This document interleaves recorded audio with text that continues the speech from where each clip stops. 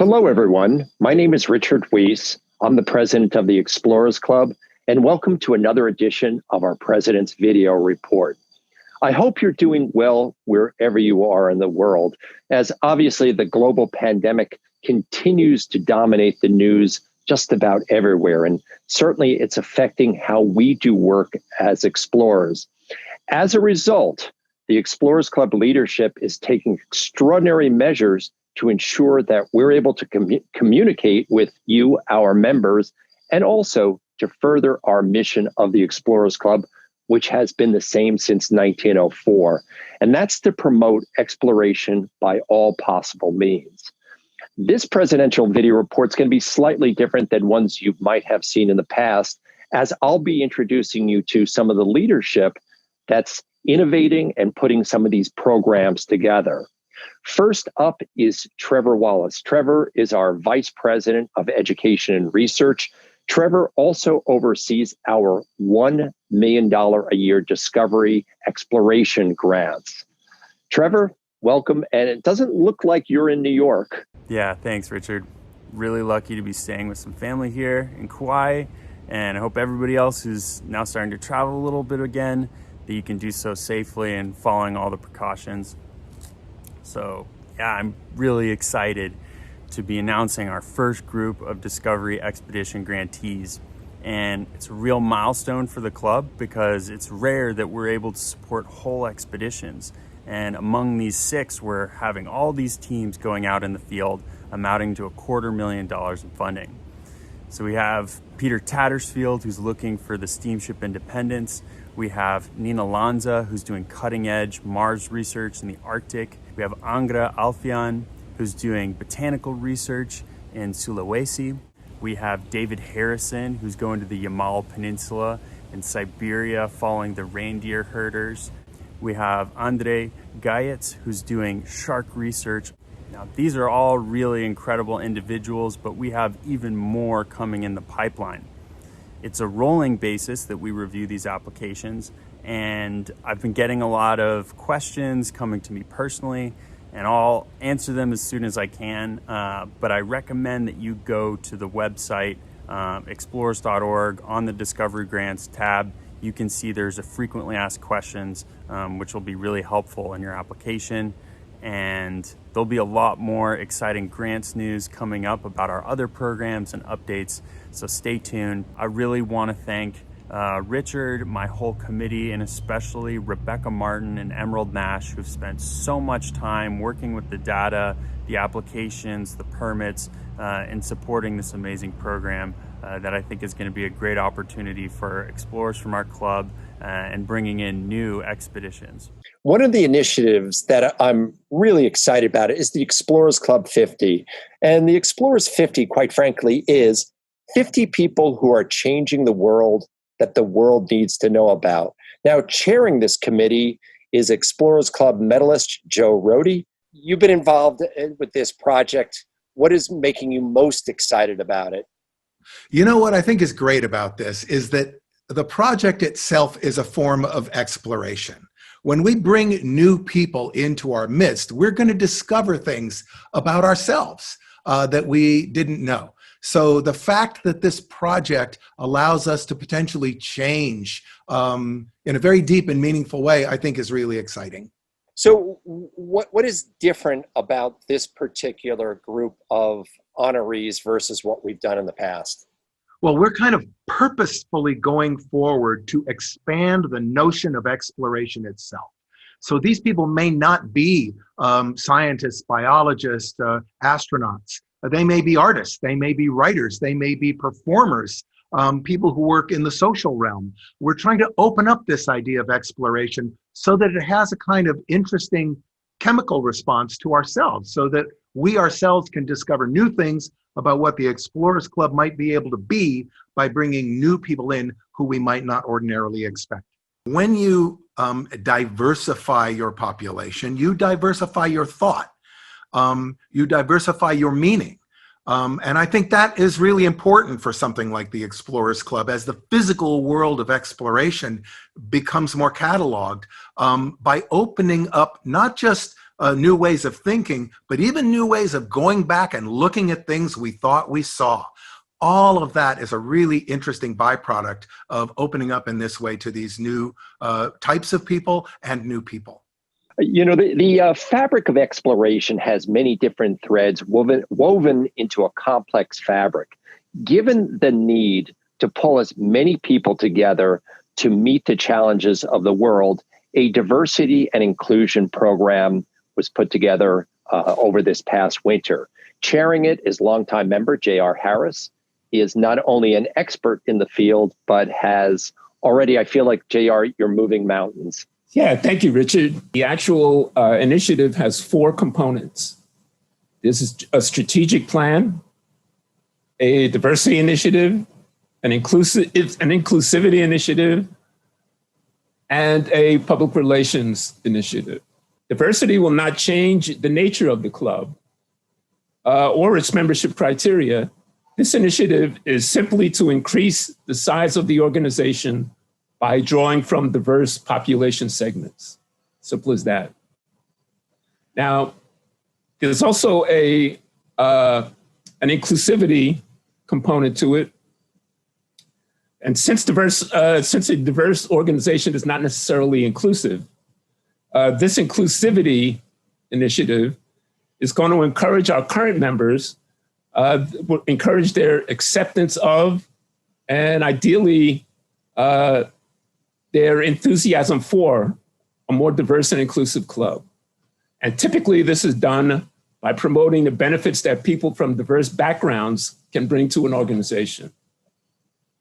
And finally, the objective of the PR initiative is to make minority communities more knowledgeable about the club and its mission, and to access untapped resources for qualified candidates for club membership. If there was any kind of worried feedback, several people have sort of expressed their concern on how we handle our past. And I know that's always like a minefield of discussion. Have you given any thoughts to how we sort of delve with the past and move forward? Well, yes, we've discussed that in the committee. And the consensus is that it's not really necessary for us to disparage the members that lived in a different era. You know, these are members who have contributed positively to exploration. And although they lived in a different time and a different era, our focus is now. What can we do now and make the club better going into the future? It's true that our membership was what it was, but again, let's stay in the present and look for improving and moving forward from here. It's hard to imagine the Explorers Club, quite frankly, without women, but 40 years ago, that was the case.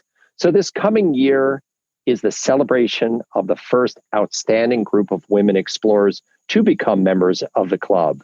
And heading that committee is not only a close friend of mine, Milbury Polk, but she's a medalist, a director, and a leading authority on women in exploration. Thank you, Richard, for putting forth this really exciting initiative celebrating 40 years of women at the club. We've put together a great committee and planned some really exciting things, which I think the membership as a whole will really enjoy. The first class, as you mentioned, women was in 1981 and consisted of 16 members, some of whom are still active today, like Kathy Sullivan, Sylvia Earle, Anna Roosevelt, and Carol Beckwith. And we planned some interviews with them and other luminaries. Mark Brian Brown, who you all know, has told me that there are now today 800 women members of the club and some 3,175 male members. And members under 30 are pretty much 50-50. So the whole demographics of the club are really rapidly changing. Some of the things we plan for next year will be online, although we hope, as everybody hopes, that we'll be able to gather somehow, some way in person to make the celebration. So some of the things we have planned, in addition to the interviews, we want to have a virtual art gallery and a mosaic of all women members so that you can click on and see women in the field everywhere. Milry, you and I think, joined the club around the same time in the 80s. And certainly I feel a difference in the club. And so, what are some big differences? Like, I don't think it's an anomaly anymore to have a woman as a director of the club sitting in board meetings. No, I think we're about half the board are women. I think I haven't really counted them lately, but it just feels natural now in the club. I have a lot of women club members. I think it's great that women are planning their own flag expeditions. One thing that's been suggested is that we have a map showing where all the women-led expeditions are on the map. I mean, I led my own all-women expedition to Greenland. And so I think that it's just a great place to come now and feel like you can talk about all the subjects of exploration with anyone and get a lot of feedback, male and female. So it feels like a very natural place now to me. Yeah, and you mentioned that first group of women explorers, the Kathy Sullivans and the Beckwiths and the Sylvia Earles. I mean, that's an amazing group of explorers, and the fact that they're still active 40 years later says a lot about that first class of women. They were an extraordinary group. They're not all still with us, but we hope to profile all of them to show the type of women that were attracted to the club and the club was reaching out to attract. So I think it sets a very high standard for all of us, which we raise to, I think. Well, thank you so much for sharing this. I love working with you. It's just always great to work with someone you consider a great friend. So, Milry, thank you very much. Our membership and chapters are the lifeline of our organization. And during this pandemic, it's been more challenging to connect chapters and members. Our vice president of chapters is Tim Ratke, and Tim has come up with an innovative way to connect our chapters called Chapter Connect. Hi, Tim. Hi, Richard. Thank you so much. As your vice president for chapters, I am your liaison between your chapter and headquarters. My purpose is to ensure that you, our members, enjoy the best possible experience in our distinguished club. Despite the reality that we cannot physically interact with one another, technology has provided us with the tools to keep us connected like never before. But my favorite use of it is for bringing to you Chapter Connect. I'm so thrilled and honored to be the host of this amazing show that has been so successful and so praised by all of our chapters and our members. Let me take you around the world in under 1 minute. First, we have the George Rogers Clark chapter, headed by David Collette. Next, Leslie Ewing presented the Northern California chapter. Then we go across the country to the Washington group, presented by Bruce Molnia. Then we cross the pond to Great Britain and Ireland, where Mark Wood led his chapter. Next, we take a detour to Hawaii, headed by Mark Blackburn. Then we're back around the world again to Norway with Synnøve Stromsvåg. And then finally, we make it to the Southern Hemisphere with the Australia-New Zealand chapter and Todd Ty. It's been interesting because I do listen to quite a few of the chapter connects, and there's so many explorers. I might know their name. I've seen it in publication, but I feel that it's been fairly casual, and our members seem relaxed during it. And I almost feel that, whilst I miss the personal connection with people, it's been a whole other way to get to know people. Oh, yeah. And what a lot of people don't see is after the fact. Just the email responses from the participants, and you're just absolutely thrilled with being able to do this. It's just an amazing experience for me personally, to get to know all these amazing explorers, people I would never, ever have gotten to know. And now I actually feel like I have a personal connection with them. Tim, thanks so much. I think that I mentioned at the top that the chapters are it really is the lifeline of our organization. And this feeling of camaraderie that you've been able to engender has been terrific. So I really appreciate your work and volunteering for this. Well, thank you for giving me the opportunity to do this for the club. I really appreciate it. I am enjoying it so much. You can't imagine. Given the challenging times we live in, it's good to know that when it comes to the club's finances, that we have experience and professionalism. Barbara Duran is not only the treasurer, she's on the development committee and as well a director of the club. Barbara, thanks for coming on today. Richard, thanks so much. It's a pleasure to be here to update the membership on the financial condition of the club, which I'm sure many of you are wondering about. As you know, we had to cancel ECAD, which is a major source of revenue, and we may actually have to cancel it next year. We're just not sure yet and can't project. But fortunately, as you all know, we had just inked a major deal with Discovery, and part of that deal was cash up front, which we have received in the last few months, some $450,000, which goes a long way toward offsetting the revenue loss of ECAD, which, by the way, we are still issuing refunds and also asking if people would consider donating their tickets. It's a time in the club that it would be very, very helpful. So because we've also lost revenue in terms of events and rentals and all this thing. But the Discovery deal is a major impact in terms of our finances. And we've also are in the midst of negotiating a book deal with one of the best publishing houses and editorial teams in the country. And that could be done by year end. And that would be a significant upfront payment of about $350,000. A little premature. We're not closing the books on that. But fortunately, a lot of initiatives that we have been working on this last year are coming to fruition.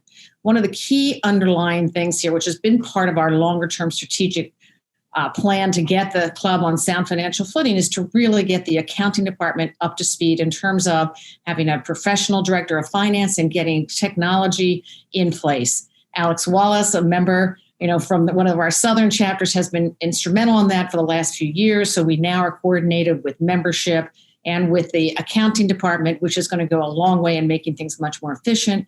And just a few months ago, just in time, for all the chaos that was unleashed with the shutdown, we hired a senior director of finance named Valerie Kilbridge, who is both a CPA and a lawyer and has years of experience in both the public and the nonprofit area. So we are well situated and ready also to launch our first ever campaign. And so that is very exciting. And that should also come to fruition and start to make meaningful contributions in terms of the club's financial condition next year. So even though we are seeing a decline in our cash balances, we have had plenty of savings. We still have $5 million in our endowments, which is also the income and dividends from that are funding some of our grants programs. And of course, you all know about the $2 million in grants, or the $1 million, in grants that we are getting from Discovery, which is a flow through. And that's very exciting. It's really brought us into a new level in terms of our ability to fulfill our nonprofit mission in terms of discovery and exploration. So anyway, thank you. And going forward, any questions at all, please feel free to contact me. And we want to take a moment to share the latest update on our next generation of explorers. This is a feature brought together by the extraordinary assistance of fellow board member Eric Zember. Fabian Schultz, an ethnopharmacologist based in Germany, recently led an Explorers Club expedition with a team of researchers to Uganda to study self-medication in wild chimpanzees and mountain gorillas.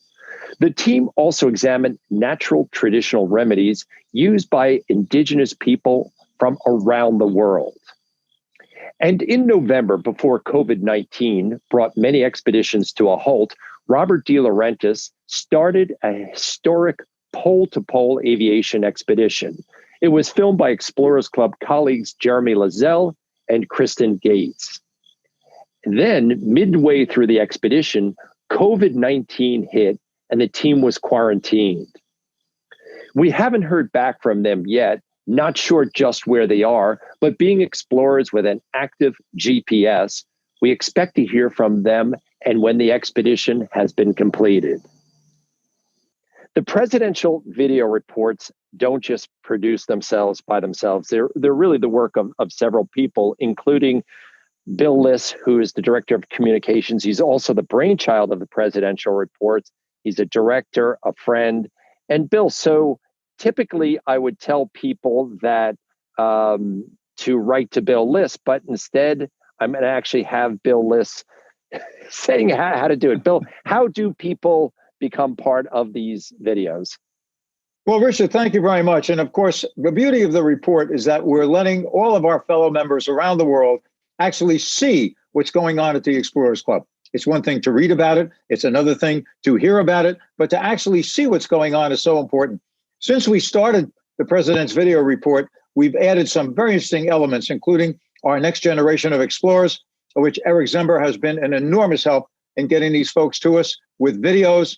And they're very excited about letting us know what they do. And then we, of course, pass it right on. The chapter videos, very important that the chapters take a minute or two. They can use a cell phone, they can use a camera. And by the way, if they're using a cell phone, folks, hold it horizontally. That's the only way we're going to get high definition, just to let us see what your chapters are doing in the presentations. And I can tell you that the ones we've gotten to date have been really wonderful. And of course, what Tim Ratke has added to the mix, as you'll see in this report, has really been extraordinary. Your support and your help is so terribly important. We can't put these things together without you. So we're going to ask you to please make sure to get me as much as you can, the input, and whether it doesn't matter where it is in the world, we want everybody to see who's doing what to whom. And our thanks, Richard, to you for having brought in the folks who actually are running some of these critical programs for the club, allowing all of us to see who they are. So we're not just hearing about the programs, we're actually meeting the people who, in fact, are administering these important things for the club. Now, to get the information to me, folks, it's very simple. You just send me any still pictures or videos that you have and a little explanation, a narrative of what you're doing to wjliss@explorers.org. Hey, Bill, on a personal note, because even though we're both have titles at the club, I think first and foremost, we're friends. And so I so appreciate you putting these things together. And I think it's just another way in which the organization can keep in touch with our members and sort of propagate what we do. So thank you very much. Thank you very much, and I appreciate it. Just a quick word, too. I want to thank Marcelo Mendez and Luis Muca, who, in fact, are tremendous helps, and Alex Serrano as well. They are the rest of the team doing a fabulous job. And that brings this edition to the President's Video Report to an end. I hope that you and your family stay safe, and I look forward to the day when we all see each other at headquarters. But in the meantime, please send your reports in, and thank you again for being members of the greatest club on earth.